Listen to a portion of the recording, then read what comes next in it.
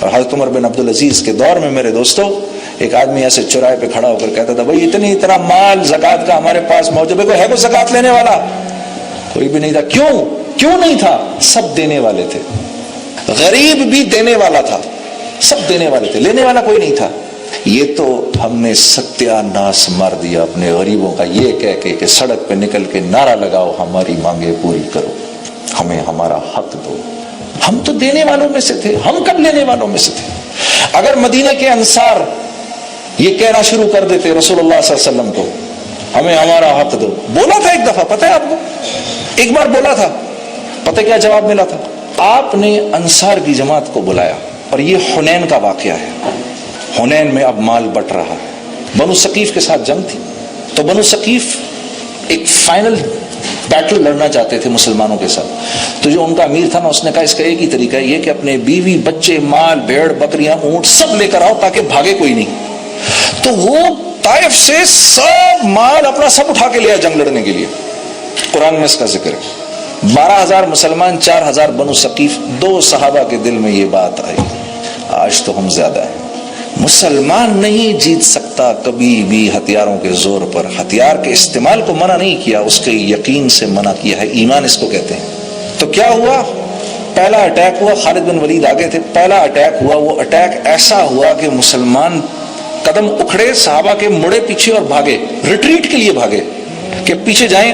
تو وہ ایک ہبڑ دبڑ میں جو پیچھے آ رہے تھے انہوں نے دیکھا وہ سامنے والے بھاگتے ہوئے آ رہے ہیں, ان کو بھی سمجھ میں نہیں آئی, وہ بھی ٹرن کر کے بھاگے پیچھے.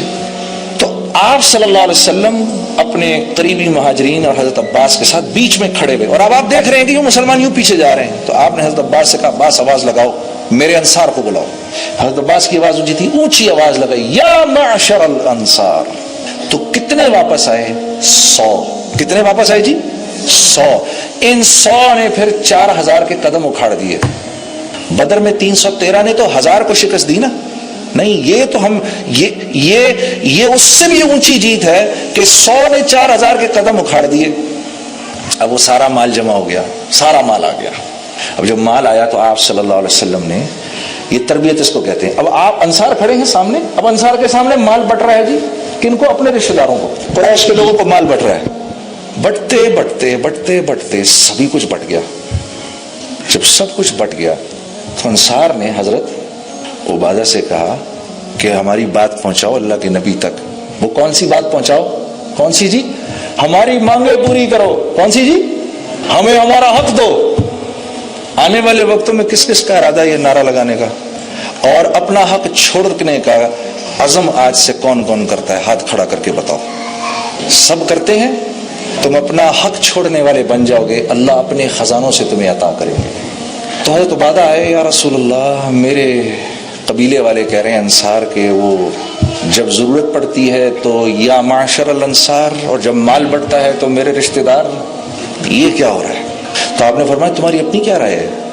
کہ جی میں بھی انہی میں سے ایک ہوں. کہا اچھا سب کو جمع کرو, سب کو جمع کرو. وہ سارے انصار جمع ہو گئے. آپ نے فرمایا دیکھو بھائی, تم لوگ سب کفر کے اندھیرے میں پڑے ہوئے, آپس میں تم لوگوں کے جھگڑے, وہ اوس اور خزرج کے جھگڑے چل رہے تھے, تو اللہ نے تم کو میرے ذریعے سے اسلام کے نور سے, ایمان کے نور سے تم لوگوں کو منور کیا, اور تم ایک ہو گئے. اور آج today you are a force to reckon with, you are a force now. اور یہ میں جو آپ کو قصہ سنا رہا ہوں یہ فتح مکہ کے بعد کا سنا رہا ہوں. سوچو اتنا سا یثرب, وہاں کے رہنے والے لڑتے لڑاتے آج حجاز کے مالک بن گئے اور مکہ ان کی کسٹڈی میں آ گیا. تو آپ نے فرمایا آج یہ تمہارا حال ہے. پھر آپ نے فرمایا نہیں, لیکن تم یہ بھی کہہ سکتے ہو کہ اللہ کے رسول جب آپ کے گھر والوں نے آپ کو گھر سے نکال دیا تو ہم نے آپ کو پناہ دی. تم اگر یہ کہو گے تو تم نے غلط نہیں کہا, تم نے سچ کہا. اللہ کے نبی نے فرمایا.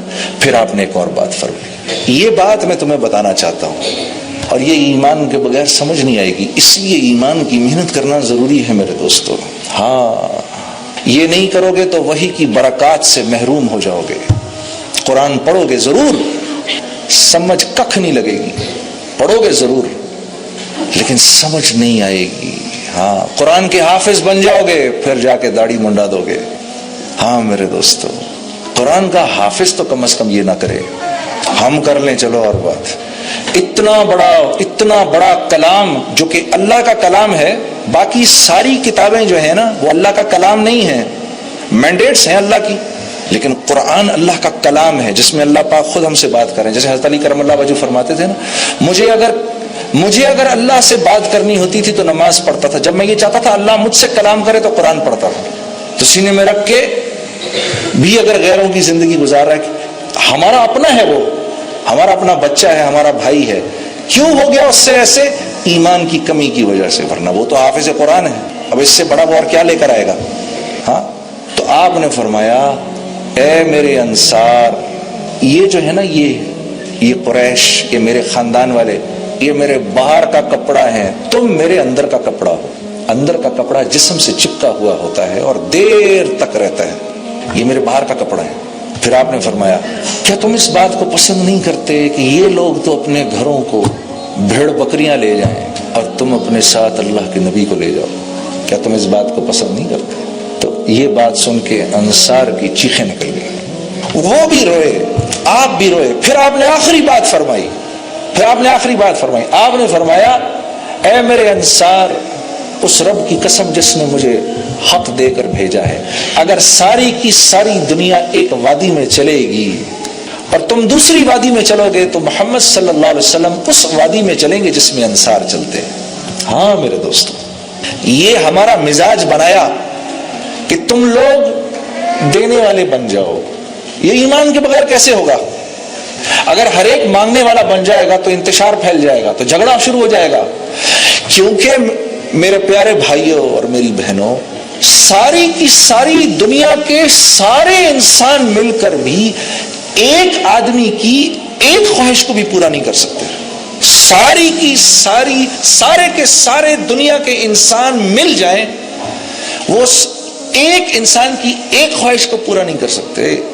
تو اگر اتنا ہی مجمع کھڑا ہو جائے اور کہے ہماری مانگیں پوری کرو، ہمیں ہمارا حق دو، خدا کی قسم پاکستان ہی نہیں، آپ ساری کی ساری دنیا میں آگ لگانے کے لیے کافی ہیں. اللہ ہم سب کی حفاظت کرے. آپ کو پتہ ہے صحابہ کرام میں آپس میں ایک دوسرے کے آمنے سامنے رہتے تھے. ایک ارب پتی کروڑ پتی ہوتا تھا، دوسرے کے گھر 3 دن کا فاقہ ہوتا تھا، سامنے والے کی ہمت اور مجال نہیں ہوتی تھی کہ یہاں سے کوئی مال ادھر بھیج دے. وہ سامنے والا اتنی زیادہ عزت نفس والا ہوتا تھا. یہ تو ہم نے غریب کا ستیہ ناش مار دیا، بیڑا غرق مار کے رکھ دیا اس کو یہ کہہ کے کہ چل سڑک پہ آواز لگا ہماری مانگیں پوری کرو. اس بیچارے کو یہ بھی نہیں پتا اس کی مانگ کیا ہے. تو ہم ایمان نہ ہونے کی وجہ سے آج گنگا الٹی بہ رہی ہے. Having said that, جو ایمان بنانے کی محنت کرتا ہے، اللہ کا وعدہ ہے میرے عزیز دوستو، جیسے ابراہیم علیہ السلام کو اللہ نے آگ کے اندر بچایا، تمہارے چاروں طرف آگ لگی ہوگی، تم سکون سے ہوگے. وَلَن تَجِدَ لِسُنَّتِ اللَّهِ تَبْدِيلًا، اللہ کی سنت اس بات میں تبدیل نہیں ہوتی. میں یہ خوشخبری آپ کو دینے آیا ہوں. ہاں، ہماری سب سے بڑی ضرورت ایمان ہے. ایمان ہے سب سے بڑی ضرورت. تو ایک کام کا سب عزم کر لو یار، ہم جیسے بھی ہیں آج کے بعد اپنے ملک کی برائی نہ کریں گے نہ سنیں گے. کون اپنے گھر کی برائی کرتا ہے ہم میں سے کوئی؟ یہ جو آدمی اپنے گھر کی برائی کر رہا ہو، اس کی بات کو میں کہنے والوں کو بتا رہا ہوں. جو شوہر اپنی بیوی کی برائی کر رہا ہو یا جو بیوی اپنے شوہر کی برائی کر رہی ہو، میں بھی آپ کو بتا دیتا ہوں، ان دونوں کی باتوں کو کوئی سیریسلی نہیں لیتا.